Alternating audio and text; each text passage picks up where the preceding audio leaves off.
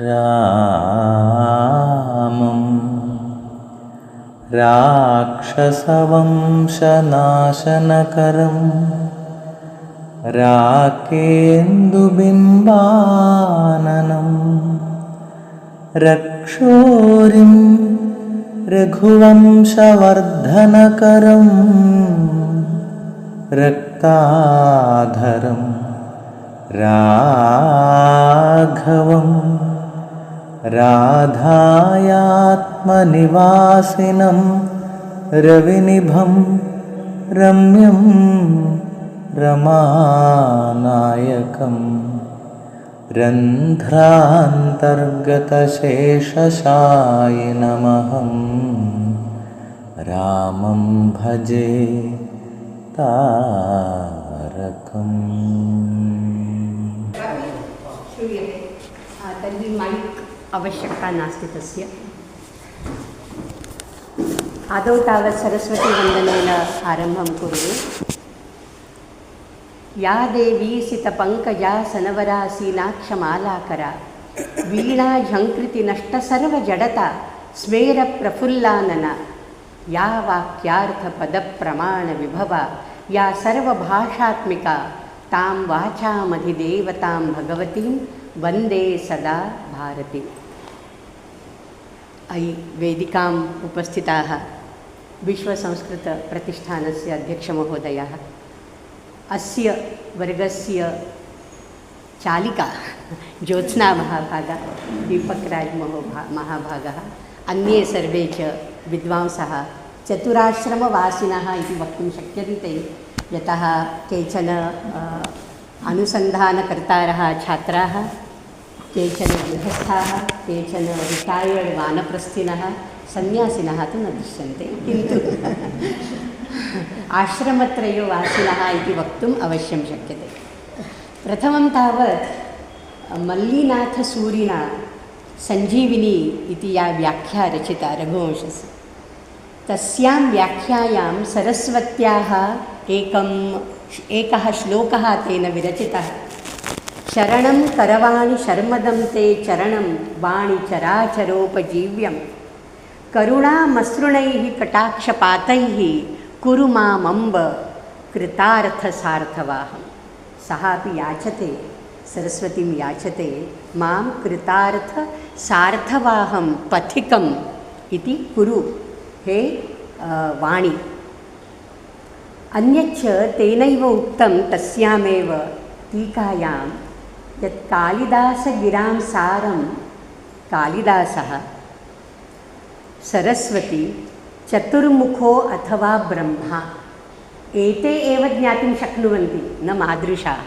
मल्लिनाथः एवं वदति, कालिदासगिरां सारं के विदुः?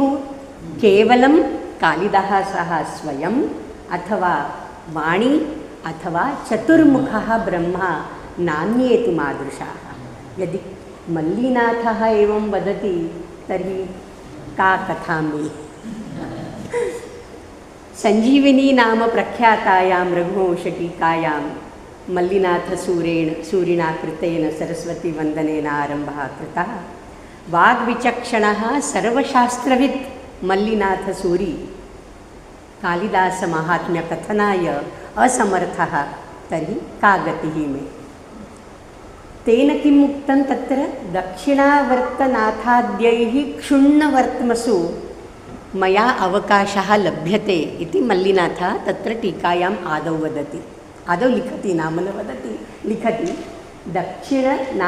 दक्षिणावर्तनाथाद्यैः क्षुण्णवर्त्मसु मया अवकाशः लब्धः इति।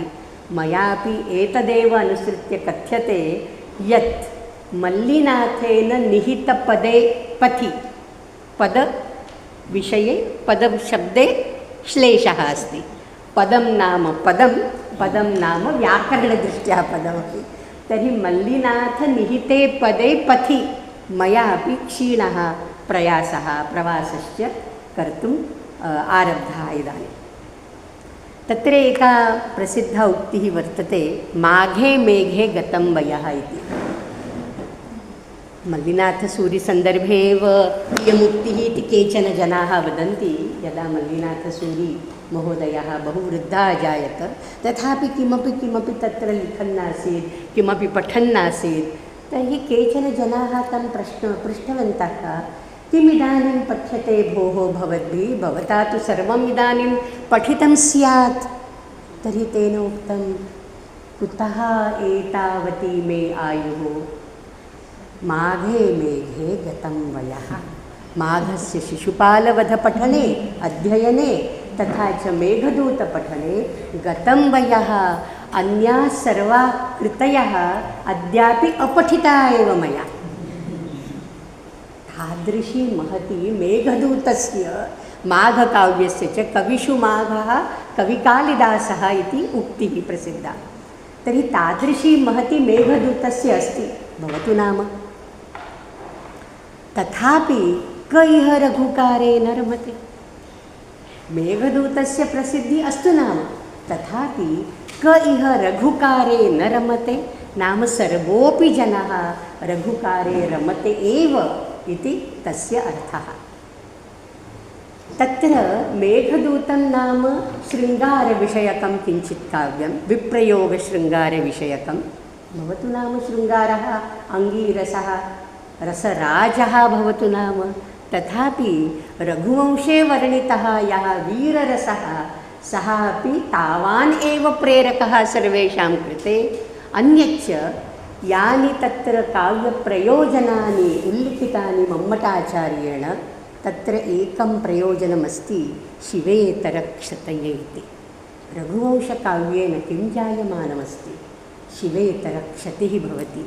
यत् शिवं मङ्गलं तद् इतरं नाम अशिवम् अमङ्गलं, तस्य क्षयः नाम नाशः तेन भवति। काव्यपठनेन, केवलं काव्यपठनेन अपि एतद् भवितुम् अर्हति इति तस्य प्रयोजनम् आचार्येण उक्तं। तर्हि शिवेतरक्षतिः एतत् प्रयोजनमपि रघुवंशपठनेन सिद्ध्यति इति भावार्थः। आरम्भश्लोकः तत्र वागर्थाविव सम्पृक्तौ वागर्थप्रतिपत्तये जगतः पितरौ वन्दे पार्वती परमेश्वरौ। तत्र केचन जनाः वदन्ति पार्वतीप रमेश्वरौ इति, किन्तु अहं पार्वतीपः नाम शिवः, रमेश्वरः नाम विष्णुः, अतः तत्रापि श्लिष्टपदम् एतत् इति। किन्तु पार्वती परमेश्वरौ इति वचने अपि बहु तत्र अर्थः प्रतीयमानः वर्तते। यः प्रतीयमानः अर्थः स एव आस्वाद्यः इति अभिनवगुप्ताचार्यः। शब्दजातमशेषं तु धत्ते सर्वस्य वल्लभा। शब्दजातम् अशेषं तु धत्ते धारयति का, सर्वस्य वल्लभा, सर्वाणि पार्वती। अर्थरूपं यदखिलं धत्ते मुग्धेन्दुशेखरः। शब्दशक्तिः पार्वत्याः, अर्थशक्तिस्तावत् कमाश्रयति, शिवम् आश्रयति, मुग्धेन्दुशेखरः।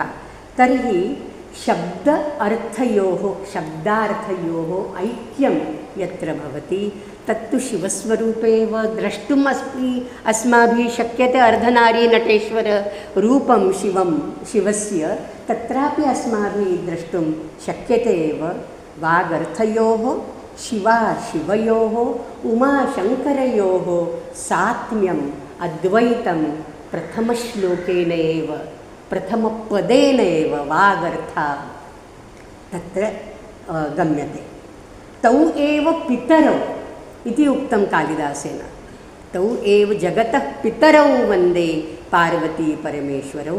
पितरौ इति वदता मादृशस्य दीनस्य भवद्बालकस्य संवर्धनं संरक्षणं सर्वं पितृवत् ताभ्यां करणीयम् इति अपि गम्यते। तदपि परमकरुणया करणीयं।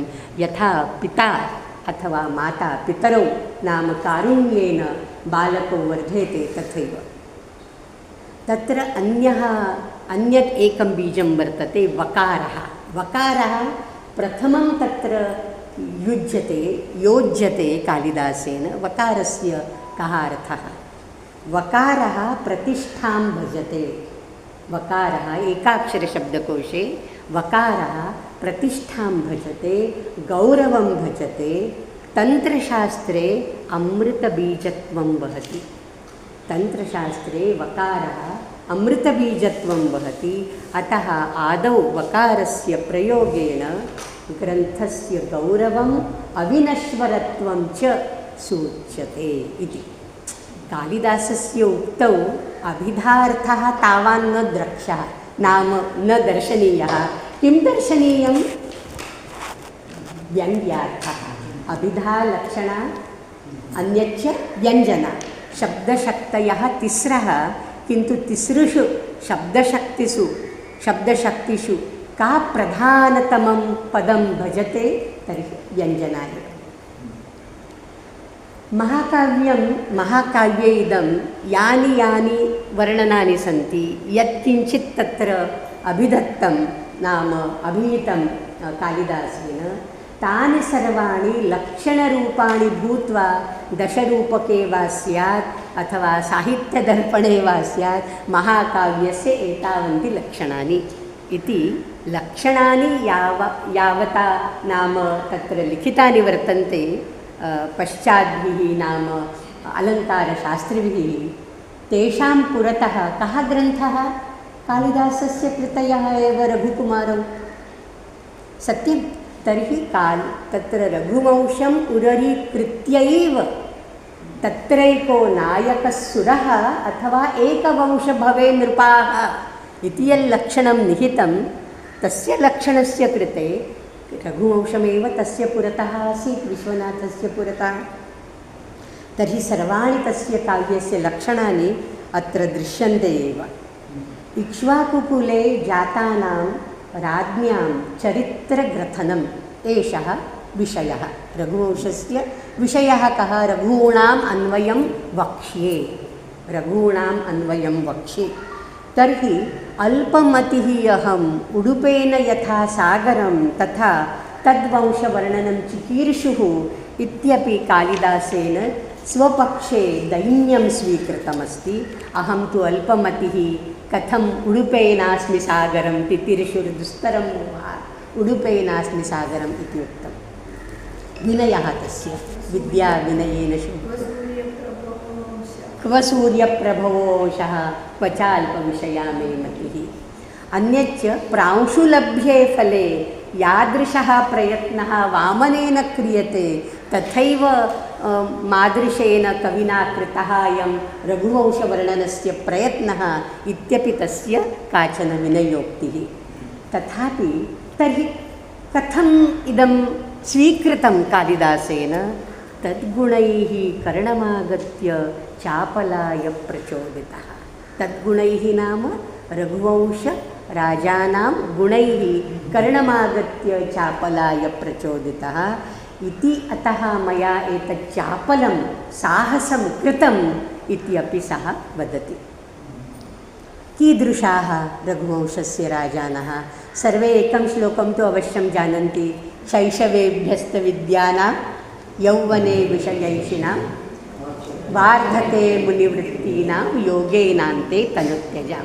तत् प्रागपि किञ्चित् वर्णनं कालिदासेन कृतमस्ति। कथं ते राजानः वर्तन्ते? जन्माद् एव आरभ्य शुद्धात्मानः, प्रारब्धस्य च कार्यस्य अन्तगामिनः। तत्र एकं सुभाषितं वर्तते संस्कृते, अनारम्भो हि कार्यस्य प्रथमं बुद्धिलक्षणम्। अनारम्भो हि कार्यस्य, don't start anything new, that means you are wise. If you undertake something, you have to fulfill it. अनारम्भो हि कार्यस्य प्रथमं बुद्धिलक्षणं। यदि चेत् कष्टेन by mistake वा किञ्चित् स्वीकृतम्, आरब्धस्य च अन्तगमनं द्वितीयं बुद्धिलक्षणम्। Then you have to ensure that you complete the undertaken task, right? So don't undertake anything, that means you are wise, and if you have undertaken something, fulfill it. सो प्रारब्धस्य च कार्यस्य अन्तगामिनः एते सर्वे द्वितीयं बुद्धिलक्षणम् अनुसरन्तः रघुवंशस्य राजानः। अन्यच्च देवेन्द्रस्य सहचारिणः, यदा यदा इन्द्रः राक्षसान् हन्तुम् असमर्थः तदा तदा सः इक्ष्वाकुकुलवंशजान् आह्वयति। यथाविधि यज्ञशीलाः, यथा कामं दातारः, यथा अपराधदण्डाः शासनं कुर्वन्ति, यथा कालं च प्रतिबुध्यन्ते। यथा सर्वत्र अव्ययीभावसमासस्य कीदृशम् उदाहरणं वर्तते नाम काव्यपठनेन काव्यास्वादनवर्गः, काव्यास्वादनवर्गे नाम तत्र रसस्य आस्वादं कर्तुं शक्यते, ध्वनेः आस्वादं कर्तुं शक्यते, अन्याः याः रीतयः गुणरीति अलङ्कार वृत्तम् इत्यादिकं सर्वं, किन्तु भाषासौष्ठवमपि प्राप्तुं शक्यते काव्यपठनेन। विशिष्य च कालिदासादिप्रभृतीनां काव्यपठनेन भाषाशुद्धिः भवति। तर्हि तदपि अन्यत् आनुषङ्गिकं फलं काव्यपठनस्य। यथा कालं च प्रबोधिता। अपि च मितभाषिणः, यतोहि अहम् एतत् कार्यं करोमि, एतत् कार्यं कुर्वन्नस्मि, एतद् मया अङ्गीक्रियते, एतादृशं दिण्डिमं न कुर्वन्ति। फलानुमेयानि कार्याणि, यत् कार्यं ते आरभन्ते तत् कार्यस्य अन्तगमनं ते गच्छन्ति किल, कार्यस्य अन्तगमनः, तर्हि तत् फलं किं, कीदृशं फलं प्राप्यते तत् कर्मणः, तत् फलाश्रमधर्मपालकाः इति। अत एव तेषाम् अन्वयं वक्ष्ये इति तेन प्रयोजनं। किमर्थं मया एतत् स्वीकृतम्, एतत् चापलं मया किमर्थम् अङ्गीक्रियते, तस्य उत्तरं दत्तम्। एते सर्वे गुणाः सर्वेषां राज्ञां साधारणगुणाः। ये केच राजानः अग्निवर्णं वर्जयित्वा अग्निवर्णवर्ज्यं ये केच राजानः तत्र सन्ति, तेषां सर्वे इमे साधारणाः गुणाः। तथापि प्रत्येकं भूपालस्य स्ववैशिष्ट्यानि अपि कालिदासेन अत्र वर्णितानि सन्ति। यथा दिलीपः, पुत्रहीनः दिलीपः गम्भीरः, स्वभावतः गम्भीरः, किन्तु विनयशीलः, सेवानम्रः अस्ति। नन्दिनीधेनोः रक्षणाय आत्मा अपि समर्पितः तेन इति द्वितीये सर्गे वयं जानीमः। रघोः औदार्यं विशिष्य सर्वैः तत्र प्रशस्यते, दानशौण्डत्वं तस्य प्रसिद्धं। पर्यायपीतस्य सुरैर्हिमांशोः कलाक्षयः श्लाघ्यतरो हि वृद्धेः। यदा रघुना विश्वजितयज्ञः कृतः तदा नैजं सर्वं समर्प्य सः मृण्मयभाण्डावशिष्टः एव आसीत्। किमासीत् तस्य सविधे? केवलं मृण्मयानि भाण्डानि एव आसन्। तथापि एतादृशः यः क्षयः अस्ति सः हिमांशोः एव वृद्धेः सूचकः एव भवति। चन्द्रमा अपि क्षयं याति, किन्तु सः क्षयः परेद्युः वृद्धेः सूचकः वर्तते किल। तादृशं रघोः अपि क्षयः तस्य वित्तक्षयः तस्य वृद्धेः सूचकः इति। बहवः तत्र उपमाः सन्ति, कानिचन उदाहरणानि अन्यत्र दास्यामि। अतः इति वचनानुसारं निष्काञ्चनः अपि रघुः वन्दनीयः भवति। अजः प्रियदर्शनः, कलासक्तः, तस्य सौन्दर्येण धीरललितः अपि सन् सः प्रख्यातः। दशरथः शूरः, भावस्पर्शी वर्तते, अतः हृदयमभिस्पृशति। तत् अपत्यं कोदण्डधारी खलनिर्दालकः। इदानीं दीपकराजेन बहु सम्यक् गीतं रामस्य स्तुतिवचनं। श्रीरामः सत्यप्रियः एकवचनी, यस्य काले रामराज्यं सुप्रतिष्ठितम् आसीत्। लक्ष्मणः रामस्य अनुजः, छायेवानुगतः सदा, छाया इव अनुगतः सदा, सदैव रामम् अनुसरन् तस्य वीर्येण तस्य तेजस्वी ओजस्वी भाषणेन च अस्माकं मनांसि मोहयति। भरतः सेवाव्रती 14 वर्षाणि यावत् रामस्य पादुके सिंहासने अधिष्ठाप्य राज्यम् ऊढवान्। शत्रुघ्नः यथा तस्य नाम शत्रूणां हन्ता, अन्वर्थक नाम तस्य, हनुमतः भक्तिः, विभीषणस्य शरणागतिः, सुग्रीवस्य मित्रता, नलनीलजाम्बवतां निष्ठा इत्यादयः प्रत्येकं पात्रस्य स्वभाववैशिष्ट्यानि यानि वर्तन्ते तानि सर्वाणि कालिदासेन अत्र वर्णितानि। स्त्रीणां किम्? एते सर्वे पुरुषाः। स्त्रीणां किं भोः? सीतायाः पातिव्रत्यम्, उर्मिलायाः त्यागः, कौसल्यायाः पुत्रप्रेम, कैकेय्याः मत्सरः, स्वार्थभावः, एतत् सर्वं भिन्नभिन्नपात्राणां गुणदोषाः तत्र सम्यक्तया चित्रिताः। रामादिवद् वर्तितव्यं न तु रावणादिवद्, एषः सन्देशः अपि व्याजेन दत्तः, न साक्षात् दत्तः, व्याजेन दत्तः।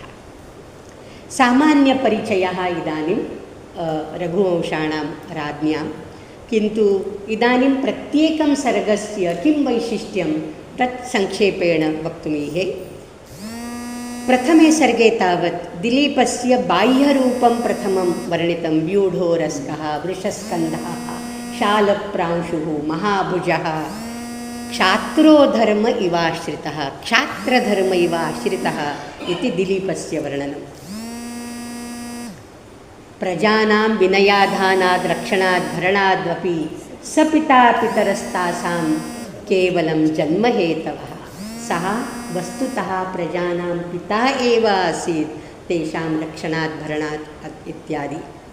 पुत्रकाम्यया सः अनुदारः, न अनुदारः।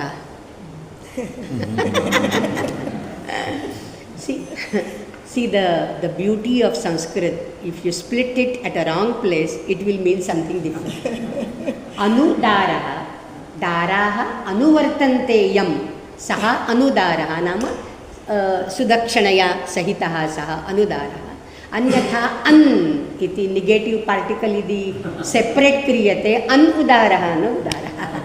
तर्हि या कथा वयं लिखामः, कथा वयं तस्य वैखर्या तस्य उच्चारणं कुर्मः, तदपि बहु नाम लक्षणीयम्। अत्र अनुदारः सः वसिष्ठाश्रमं गत्वा सौरभेयं सुरभिपुत्रीं नन्दिनीं सेवयामास।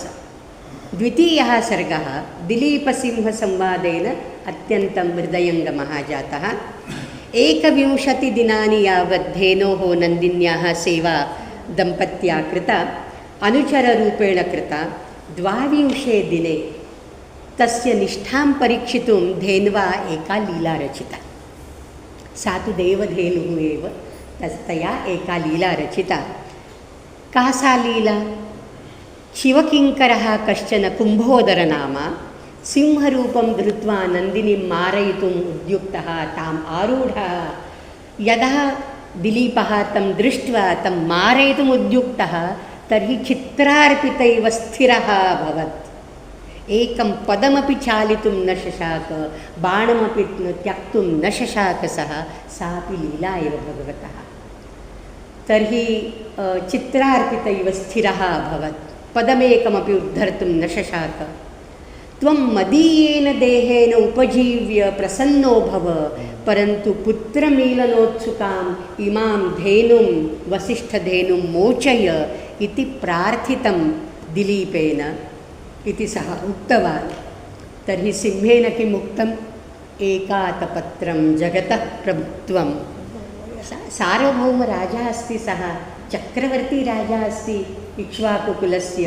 तर्हि एकातपत्रं जगतः प्रभुत्वं, नवं वयः कान्तमिदं वपुश्च, एतत् सर्वम् अल्पस्य हेतोः बहुहातुमिच्छन् मूढोऽसि मे प्रतिभासि। त्वं मूढः, विचारमूढः इव प्रतिभासि मे इति सिंहेन उक्तं। तथापि विहसितं सिंहेन, तथापि क्षत्रियपदस्य लक्षणं दत्त्वा क्षतात्रायते स क्षत्रियः अहं क्षात्रधर्मैवाश्रितः क्षत्रियपदं भजमानः अहम् अतः अस्याः धेनोः रक्षणं मया आदौ प्रथमं कर्तव्यम् इति भावनया यशश्शरीरे सः मतिं चकार न पाञ्चभौतिकशरीरे किन्तु यशश्शरीरे मतिं चकार तस्य भक्त्या प्रसन्नः भूत्वा नरपतिकुलभूत्यै राज्ञ नाम धेनु अपि प्रसन्ना अभवत् तस्य प्रसादे तस्याः प्रसादेन नरपतिकुलभूत्यै राज्ञी सुदक्षिणा गर्भम् अदत्त इति द्वितीयसर्गस्य अन्तिमः श्लोकः। स एव रघुः यस्य नाम्ना सद्वंशः अयं परिकीर्तितः। तृतीयसर्गात् आपञ्चमं यावत् रघोः चरित्रं वर्तते, रघ्वाख्यानम् इति वक्तुं शक्यते। रघोः आख्यानं तस्य बाल्यकालः, तस्य अध्ययनं, तेन पितरौ कथम् आनन्दिताः हर्षिताः एतत् सर्वं वर्णनमपि तत्र अस्ति। तस्य दिग्विजयः पञ्चमे सर्गे, कौत्साय कृतं दानम् इत्यादि कथाभागः तत्र वर्णितः। दिलीपराज्ञा 99 अश्वमेधाः यज्ञाः कृताः इत्यपि तत्र वर्तते।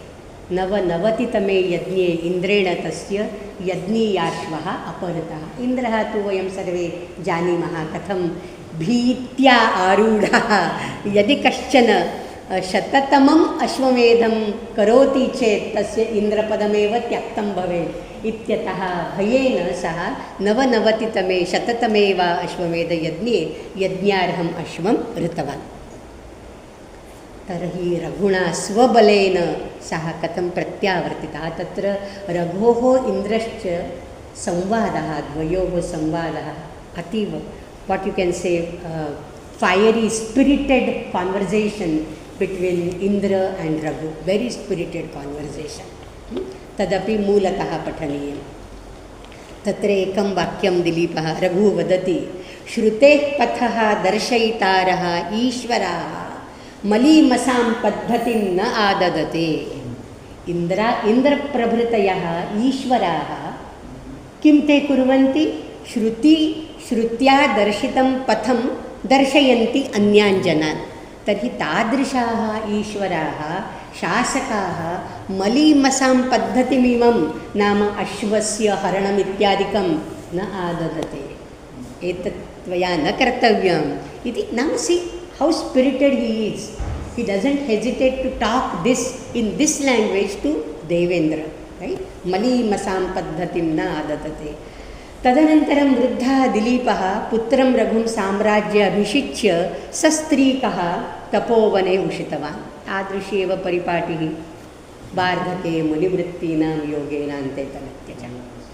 रघोः दिग्विजयवर्णनं बहु उत्तमं वर्तते। तत्र प्राची दिशा तेन प्रथमं तावज्जिता, प्राचीं गतः।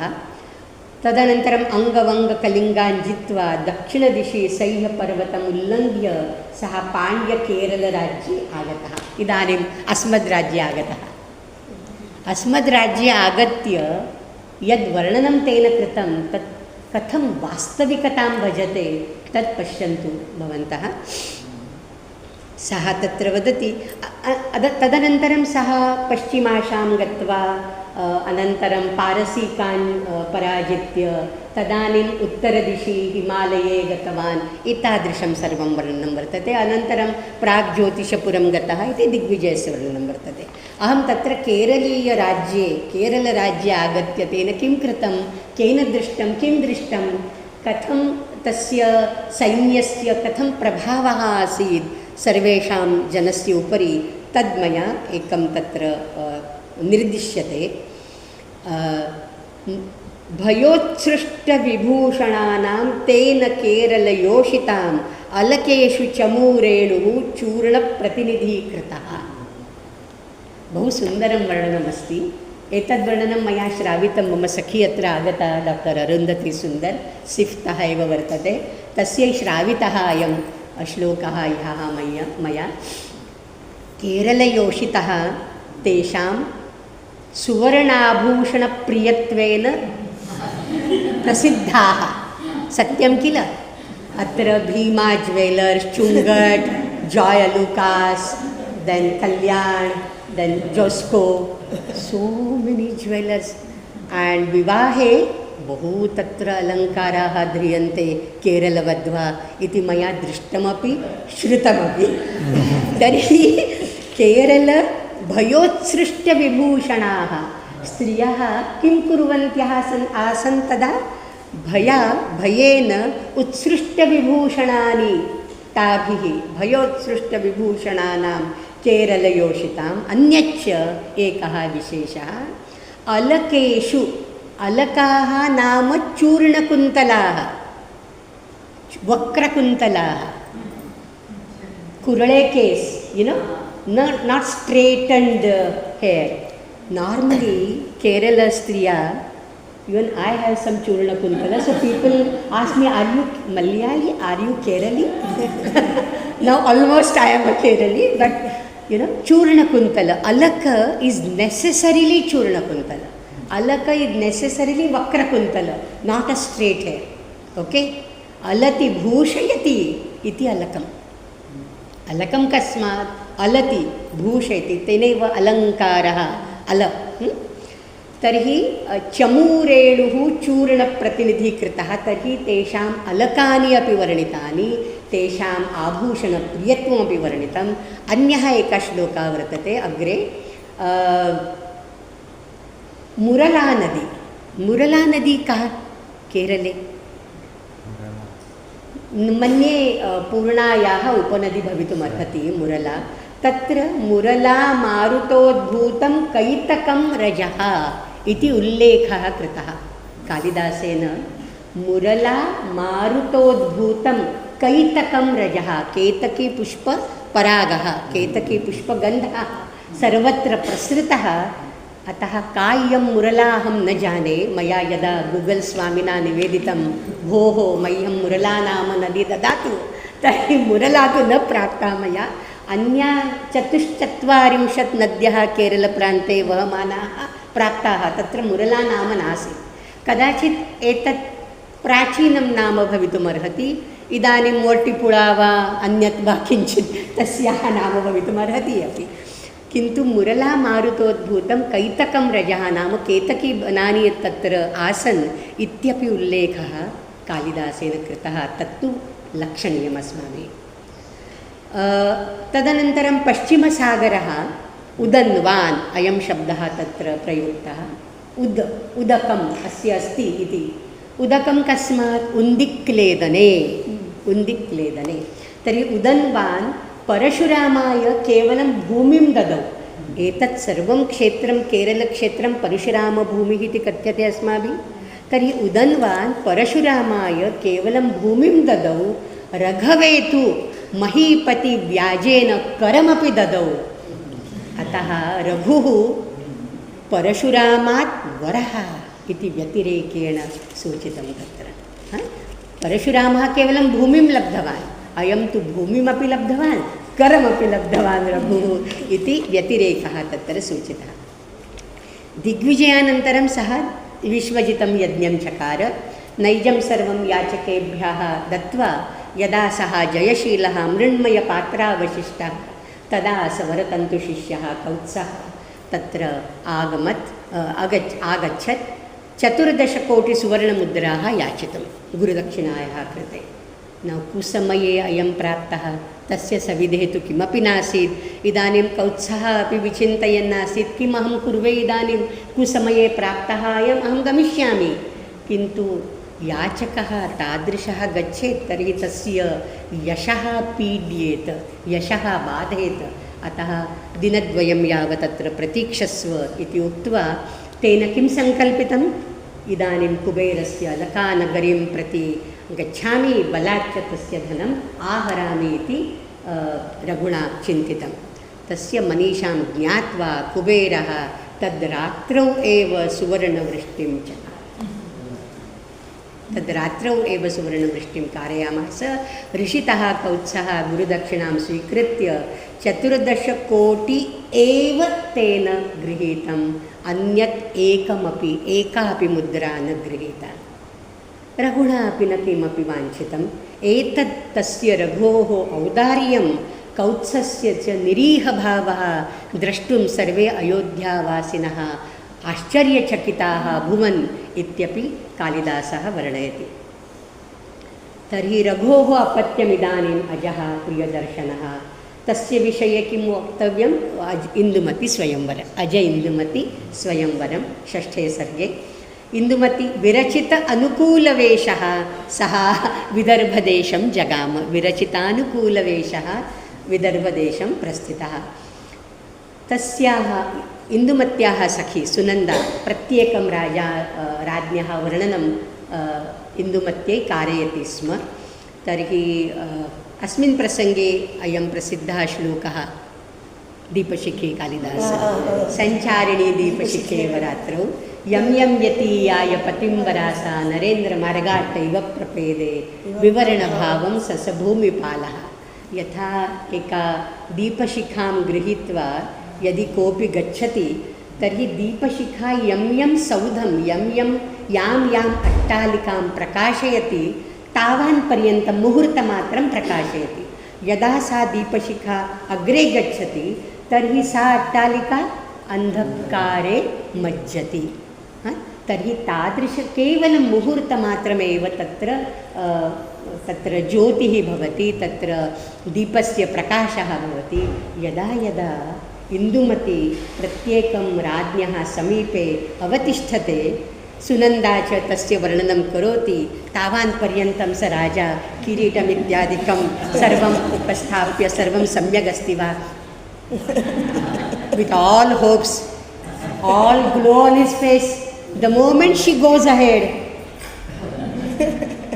विवर्णभावं ससभूमिपालः। कियान् नाम स्वभावोक्ति अलङ्कारस्य उत्तमम् उदाहरणमिदं वर्तते। एतत्तु सर्वैः एतावान् प्रशंसितं यत् कालिदासः दीपशिखी कालिदासः इति प्रख्यातः अभवत् तदनन्तरं। तर्हि अन्यत्र सा जगाम। रघुं नाम रघुपुत्रं प्राप्य तत्र सर्वानवयवाङ्गं प्रियदर्शनम्। अजः बहु सुन्दरः आसीत्, हैण्ड्सम् किङ्ग्। सो तं प्राप्य इन्दुमती न अन्यत्र जगाम। तत्र एका सुन्दरा उपमा वर्तते। प्रफुल्लं सहकारं प्राप्य किमन्यदिच्छति वृक्षान्तरं षट्पदाली। अन्यद्वृक्षं न इच्छति, प्रफुल्लं सहकारं प्राप्य। अत्र सहकारः शब्दः अपि अन्वर्थकः। सः कारयति, मेलयति, द्वौ जीवौ इति सहकारः नाम आम्रः रसालः। सहकार इति पदमपि तत्र यत् प्रयुक्तं कालिदासेन न तावदेव नाम वृत्तपूरणार्थं वा न, अन्वर्थकं तन्नाम तत्पदं। सः कारयति, अजं च इन्दुमतीं च मेलयति, मेलयितुं यत् शक्नोति, यः शक्नोति वृक्षः स एव सहकारः इति। अन्यत्र एकः तत्र विशेषः वर्तते। कालिदासः कुत्र स्थः? तत्र बहवः प्रवादाः सन्ति। सर्वे मन्यन्ते कालिदासः अस्मदीयः एव, केरलीयः अपि एवमेव वदेयुः, न जाने अहं। किन्तु विदर्भदेशीयः, उज्जैनदेशीयः, हिमालयदेशीयः, हिमाचलप्रदेशीयः इत्यपि वदन्ति। तर्हि मिथिलादेशीयः एवं वदन्ति, सः मिथिलादेशीयः। किमर्थम्? एका तत्र संस्कृतेः एकं लक्षणम्, एकं तत्र लिङ्गं वर्तते। किं तत्? अज इन्दुमती स्वयंवरे यदा सा स्वयंवरस्रग् धारयति, इन्दुमती सर्वत्र गच्छन्ती अस्ति, तदानीं यदा अजस्य समीपे पुरतः तिष्ठति तया एव धारयितव्या माला किल, किन्तु सा न धारयति।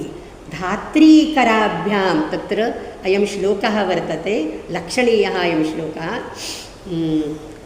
स्वयंवरस्रजं धात्रीकराभ्याम् अजस्य गले स्थापयामास इति अयं श्लोकः षष्ठे सर्गे 83 वर्स्। ओके, अत्र इदं लक्षणीयं। किमर्थं मिथिलादेशीयः वदन्ति यत् अयं मिथिलादेशीयः मिथिलस्य शरीरस्पर्शं न करोति, अतः धात्रीकराभ्यां स्थापयामास. Sunanda was the one who put the mala on behalf of Indumati, not Indumati herself, because this is a custom in Mithila Nagari, and therefore he is Mithila Pradeshya. See, whosoever is famous, everybody wants to own that person, right? Everybody wants to own the person. Astu. अनन्तरं स वध्वा यदा सः राजमार्गं प्राप तदा तौ द्रष्टुम् अज इन्दुमत्यौ द्रष्टुं पुरसुन्दरीणां यानि विचेष्टितानि तानि एतावत्या नाम डीटेल्स् युक्त वर्णनं कृतं तत्र यत् किञ्चित् वीडियो फिल्म् पश्यामः इति अस्माकं भावना जायते मनसि. वीडियो फिल्म् इव काचित् पुरस्त्री कज्जलम् एकस्मिन् लोचने ददाति, अन्यस्मिन् लोचने तद्विहाय तं द्रष्टुं तत्र धाविता. अन्या एका सुन्दरी एकस्मिन्नेव पदे नूपुरं पिधाय अन्यस्मिन् पदे न पिधाय तथैव गतवती. एतावन्ति वर्णनानि सन्ति. एतादृशं वर्णनं कुमारसम्भवे अपि अस्ति. कुमारसम्भवे यदा शिवः तत्र आयाति ओषधिप्रस्थनगरे तदा तं द्रष्टुं हिमगौरपुर्यः सुन्दर्यः तं द्रष्टुं यथा सम्मर्दं कुर्वन्ति तादृशं वर्णनं तत्र अस्ति. अन्यच्च तादृशं वर्णनं बाणभट्टस्य कादम्बर्यां वर्तते, हर्षचरिते वर्तते. चन्द्रापीडं द्रष्टुं कादम्बर्यामेव चन्द्रापीडं द्रष्टुं गुरुकुलतः आगतः चन्द्रापीडः युवा आगतः. इदानीं तं द्रष्टुं यथा सर्वे नाम सर्वाः स्त्रियः गवाक्षेषु द्वारेषु वा धावन्ति तादृशं वर्णनं बहुत्र तत्र वर्तते. किन्तु मन्ये कालिदासेन आरम्भः कृतः. Precedence is by Kalidas, then Banabhatta follows him. तथैव वर्णनं भागवते वर्तते. भागवते रासपञ्चाध्याय्यां वर्तते. यदा श्रीकृष्णः मुरली वेणुनादं करोति तदा सर्वाः गोपस्त्रियः कथं तत्र धावित्वा धावं गच्छन्ति. तत् अद्भुतं वर्णनं वर्तते. अस्तु. अनन्तरम् इक्ष्वाकुकुलरीतिमनुसृत्य रघुरपि अजस्य विवाहानन्तरं तस्य पुत्रप्राप्त्यनन्तरं वनं गन्तुम् उत्सुकः. किन्तु अजः न अनुमन्यत. अतः योगेनान्ते तनुत्यजाम् इति रीत्या योगसमाधिं स्वीकृतवान् रघुः. अजः पुत्ररत्नं लेभे. सः दशरथः एकदा सः विहारं कुर्वन्नासीत्. तदा एका पुष्पमाला पतिता इन्दुमत्याः उपरि. ता पुष्पमाला नाम एकः शापः आसीत् तस्याः कृते. सा वस्तुतः अप्सरस्सम्भवा आसीत्. अतः अजविलापः तत्र अष्टमे सर्गे यत् वर्तते तत्र एकः उत्तमः श्लोकः गृहिणीनां कृते, स्त्रीणां कृते. गृहिणी सचिवः सखी मिथः प्रियशिष्या ललिते कलाविधौ करुणाविमुखेन मृत्युना हरता त्वां वद किन्न मे हृतं मम सर्वस्वं मृतम् इति अजस्य यः विलापः. तर्हि इन्दुमती किम् आसीत् अजस्य जीवने? न केवलं तस्य पत्नी गृहिणी आसीत्, तस्य प्रियशिष्या आसीत्, सखी आसीत्, सर्वमेव आसीत्. त्वां करुणाविमुखेन मृत्युना हरता त्वां वद किन्न मे हृतम् इति अजविलापः. तादृशः रतिविलापः कुमारसम्भवे वर्तते. बहु उत्तमः नाम करुणरसस्य परिपोषः तत्र जायमानः दृश्यते. तया विना नगरं प्रविश्य स राजा पुनरपि संज्ञां न लेभे. नाम तादृशीं संज्ञां न लेभे. शोकशङ्कुभग्नहृदयः न अधिककालं रराज. दशरथमभिषिच्य प्रायोपवेशने मतिं चकार. नाम योगसमाधिना सह अपि देहं त्यक्तवान् इति कालिदासेन उक्तम्. नवमसर्गादारभ्य दशरथस्य आख्यानं. मृगयार्थं गतेन राज्ञा अजानता हतः मुनिकुमारः. तस्य पितुः शापः तेन दशरथेन कृता पुत्रेष्टि. शापः अपि वरं बभूव. यतोहि दशरथः पुत्रहीनः आसीत्. यदा शापः दत्तः मुनिकुमारस्य पित्रा तदानीं सः उक्तवान् एष तु वर एव. नाम एतस्य व्याजेन अहं पुत्रं तु प्राप्स्ये तर्हि अन्यत्र पुत्रेष्टिः यज्ञपुरुषेण दत्तः पायसः इत्यादिकं सर्वम् अनन्तरं रामचरित्रं वर्तते 11 सर्गात् रामायणमाश्रित्य सर्वं रामचरित्रं वर्तते तत्र किञ्चित् नाम केवलं यत् तत्र नाम श्लोकान् विचारान्तरं वर्तते तदेव वक्ष्यामि यदा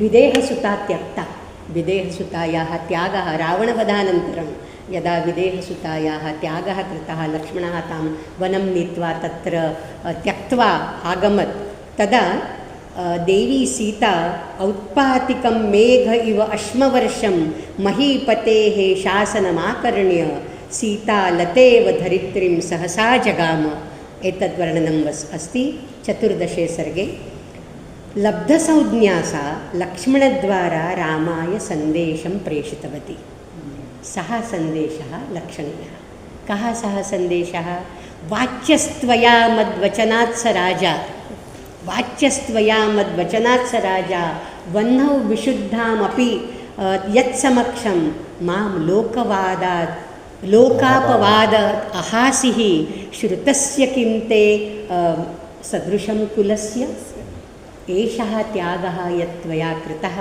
सः त्यागः त्वच्छ्रुतस्य सदृशमस्ति कुलस्य सदृशमस्ति वा तद् विमर्शय वाच्यस्त्वया मद्वचनात् स राजा रामस्य नामापि न गृह्णाति स राजा इति राजारूपेण एव त्यक्ता किल सः अतः वाच्यस्त्वया मद्वचनात् स राजा एतत् अयं श्लोकं यदा वयं पाठयामः तदा सर्वाः नाम स्त्रियः याः छात्राः भवन्ति वर्गे ते वदन्ति एतत्तु योग्यमेव एतत्तु एवमेव करणीयं like women's liberation like feminism and all that he should be accused Rama should be accused कालिदासः अपि एवं कृतवान् सर्वे प्रसन्नाः किन्तु अनुक्षणं वैदेही किं वदति सा वदति ममैव जन्मान्तरपातकानां विपाकस्यादयं ममैव जन्मान्तरपातकानाम् अयं विपाकः स्यात् न तस्य कश्चन दोषः अत्र Kalidasa comes back to his times Kalidasa foresees something and writes something for pleasing not for pleasing that is an impulsive reaction of Vaidehi, but then Kalidasa's times don't allow a married woman to accuse her husband like this, and therefore he reposes, resumes back, and Vaidehi says, when Vaidehi says, it is Kalidasa who is saying, it is not Janaki, it is Kalidasa's remarks, right? And therefore mamaiva janmantara patakanam, and then she resolves ऊर्ध्वं प्रसूतेः किं करिष्ये तपः यतिष्ये सूर्यनिविष्टदृष्टिः तपः यतिष्ये so I will after the prasuti I will do the tapas having my eyes focused on Surya panchagni sadhana I will do that tapas why bhuyopi jananantare tvameva me bharta na cha viprayogah you be my husband in the next births also and let there be no separation then न च विप्रयोगः मेघदूतस्य अन्तिमे श्लोके अपि न च विप्रयोगः अत्रापि भूयोपि जननान्तरे त्वमेव भर्ता न च विप्रयोगः रामः द्वितीयं विवाहं नाकरोत् अन्यत् तत्र अश्वमेधम् अकरोत् इत्यादिकं सर्वं नाम तत्र अस्ति इदानीं समाप्तिम् आयामि आगच्छामि अन्यत्र तत्र शत्रुघ्नेन कृतः लवणासुरवधः रामेण कृतः शम्भूकवधः वाल्मीकि आश्रमे लवकुशयोः अध्ययनं साङ्गषडङ्गवेदसहित अध्ययनं रामायणकथागानं रामस्य अश्वमेधः पौराणां सम्मुखं सीतायाः शुद्धिम् इच्छन्तं रामं परित्यज्य कथं सा धरणीं प्रवेश पृथिवीं प्रविवेश तत्सर्वम् अन्यत्र अष्टौ कुमारौ तत्र आसन् रामस्य द्वौ भरतस्य द्वौ लक्ष्मणस्य द्वौ शत्रुघ्नस्य च द्वौ अष्टौ कुमारा तेषु मध्ये सर्वस्य साम्राज्यस्य विभाजनं रामेण कथं कृतं तदपि तत्र आयाति। तत्र तक्षपुष्कलाभ्यां तक्षशिला पुष्कलावती नगरीद्वयं भरतस्य पुत्राभ्यां रचितं। रामस्य पुत्राभ्यां तत्र कुशावती अन्यच्च शरावती नगरी कुशस्य लवस्य च आसीत्। अनन्तरं कुशस्य अनन्तरम् अतिथिः निषधः नलः पुण्डरीकः इति सर्वे राजानः। मन्ये 39 राज्ञां वर्णनम् अत्र वर्तते। अन्ते तावत् सुदर्शनः अग्निवर्णश्च। अग्निवर्णस्य स्त्रीषु आसक्तिः महती आसीत्, भोगेच्छा अधिका आसीत्। ततः सः क्षयरोगी भूत्वा देहं तत्याज। अन्ये सर्वे राजानः योगसमाधिना देहं त्यक्तवन्तः। अयं तु राजा रोगी भूत्वा म्रियत अम्रियत इति तर्हि तत्र विशेषः अस्ति। वैद्ययत्नपरिभाविनं गदं न प्रदीपैव वायुमत्यगात् एतादृशं वर्णनं 29 सर्गस्य अन्तिमे श्लोके वर्तते। एतत् सर्वं दृष्ट्वा एकः तत्र निष्कर्षः, सर्वोच्छ्रयाः पतनोत्सुकाः। सर्वाः उच्छ्रयाः यद्यत् तत्र विभूतिमत् सत्वं श्रीमद् ऊर्जितावस्थानन्तरं पतनावस्था एव तत्र भवति। तर्हि सर्वोच्छ्रयाः पतनोत्सुकाः इति न्यायेन यद्यत् उत्कर्षमवाप तत्तत् कालक्रमेण क्षयमपि आव। अत एव वयं भर्तृहरिः वदति किल, महान् स राजा सर्वं, किन्तु इदानीं किमस्ति तत्र, कालः सर्वम् एव अहरत्, तस्मै कालाय नमः, कालाय तस्मै नमः। अत्र अस्मिन् महाकाव्ये बहूनि तत्र उदाहरणानि, उपमा कालिदासस्य इति श्रूयते, तर्हि उपमायाः बहूनि उदाहरणानि सन्ति। तितिर्षुर्दुस्तरं मोहात् अदृश्यश्चाधिगम्यश्च यादो रत्नेरिवार्णवः श्रुतेरिवार्थं स्मृतिरन्वगच्छत् प्रभातकल्पा शशिनेव शर्वरी दिनान्ते निहितं तेजः सवित्रेव हुताशनः। अन्ये सर्वे तत्र अर्थान्तरन्यासाः अपि अत्र तत्र विकीर्णाः। हेम्नः संलक्षते गग्न विशुद्धिश्यामिकापि च वा शरद्घनं नार्दयति चातकोऽपि मरणं प्रकृतिः शरीरीणां विकृतिः जीवितमुच्यते इत्यादि सर्वम्। अन्ते उपसंहारे इदानीं भारतीयसंस्कृतेः या त्रिसूत्री सत्यं शिवं सुन्दरं तत् रघुवंशे सा त्रिसूत्री अवश्यम् अस्माभिः लक्ष्यते। नैकैः अङ्गैः अस्य काव्यस्य अध्ययनं कर्तुं शक्यते। कालसापेक्षता पाश्चात्यमहाकाव्यैः सह तोलनं, comparative study with Iliad and Odyssey, the epics of the West. So many things we are there, can be done there, and all the theories of literary criticism, the 6 theories of literary criticism, they can be applied to Raghuvamsha and Ramayana, Raghuvamsha and the Paravarti Kavyas based on Ramayana. So many research topics could be there. I congratulate you because you have all come here for this. भवन्तः सर्वे सहभागिनः अत्र काव्यास्वादनवर्गे अत्र समुपस्थिताः, सर्वान् अभिनन्द्य इदानीं भवतां सर्वेषां काव्यास्वादनवर्गे काव्यास्वादमहोदधौ भवतां मज्जनं यद्भवति तत् सुखकरं स्यात्, प्रीतिकरं स्यात्, शीतलं च स्यात् इति आशास्य विरमामि। धन्यवादः।